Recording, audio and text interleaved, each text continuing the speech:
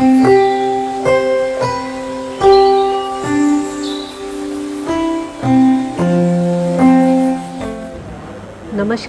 मैं डॉक्टर रश्मि शुक्ला हूँ। मैं कैंसर रोग विशेषज्ञ हूँ और पिछले 10 वर्षों से मैं मैक्स हॉस्पिटल पटपड़गंज दिल्ली में कार्यरत हूँ।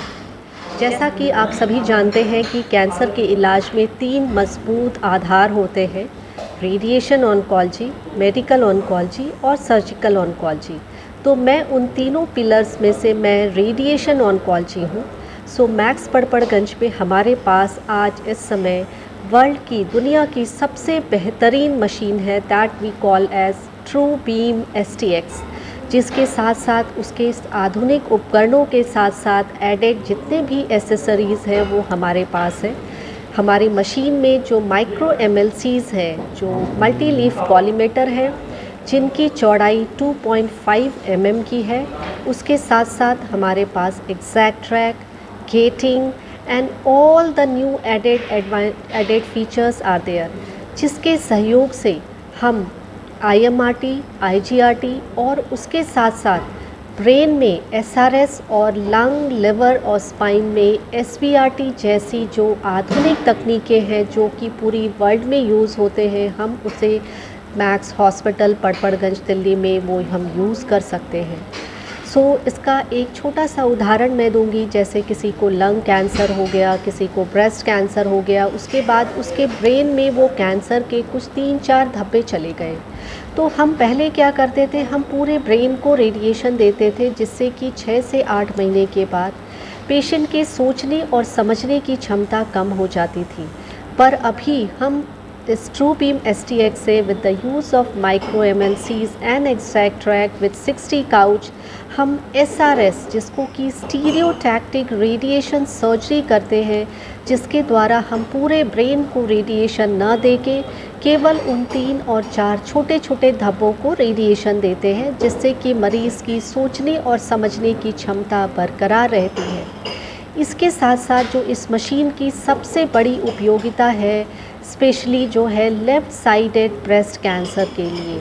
जैसा कि आप सभी जानते हैं कि जो हमारा हृदय जो है वो बाएं साइड में होता है और उसके ठीक ऊपर ब्रेस्ट होता है। तो इस तरह के पेशेंट को इलाज के दौरान जब हम रेडिएशन थेरेपी देते हैं तो रेडिएशन का कुछ पार्ट हमारे हृदय को भी जाता है, बट हमारे पास getting that we called as TIBH, that is Deep Inspiratory Breath Hold Technique, इसके द्वारा हम पेशेंट को एक लंबी सांस लेकर कुछ देर रोकने के लिए कहते हैं। जब पेशेंट उस लंबी सांस में 20 सेकेंड के लिए रुकता है तो हमारे चेस्ट वॉल और हार्ट के बीच का डिस्टेंस बढ़ जाता है और रेडिएशन उसी समय डिलीवर होता है।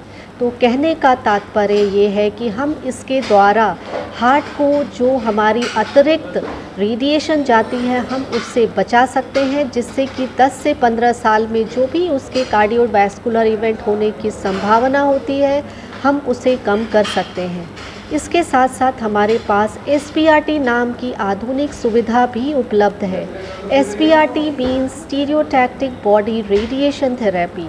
इसमें क्या होता है कि लंग में, लिवर में, बोन में अगर कोई कैंसर के कण है या कहीं से मेटास्टेसिस होके आए हैं या प्राइमरी लंग कैंसर है या प्राइमरी लिवर कैंसर है, तो इसमें सिर्फ और सिर्फ रेडिएशन के द्वारा बिना सर्जरी के कंप्लीट क्योर की संभावना एक्सपेक्ट कर सकते हैं।